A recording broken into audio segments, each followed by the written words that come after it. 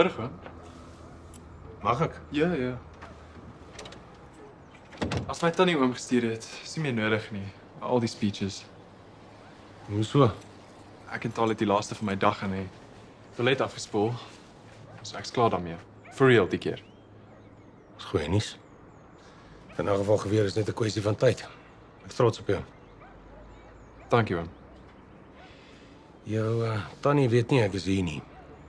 Ek wou regtig net kom hoor hoe dit gaan. Ek het al my preke ook by die huis gelos. Ek's erg okay, oom. Kon nie vir jou maklik gewees het om al daai goed oor jou ma te hoor nie.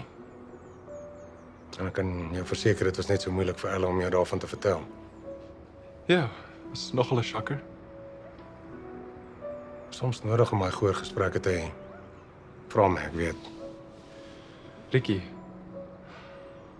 Ek wou aan wat dit toedraai. Al weghou van die harde realiteit, maar dis 'n speletjie wat jy ook net so lank kan volhou. Sy het gekies om voort te gaan met die breinoperasie. Ten spyte van al my waarskuwings, ten spyte van al die kenners en handleidings wat sê die risiko is te groot. maar alles het daarom goed uitgewerk. Jy is my punt.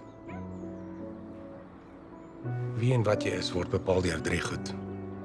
Klein deel genetika, klein deel deur die omstandighede en die res hang van jou af, die keuses wat jy maak.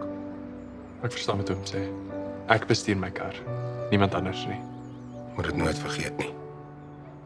En jammer vir die laaste preek, ek glo dit moes gesê word. Ag, sorry, oom. Daarom nie is een gevoel nie.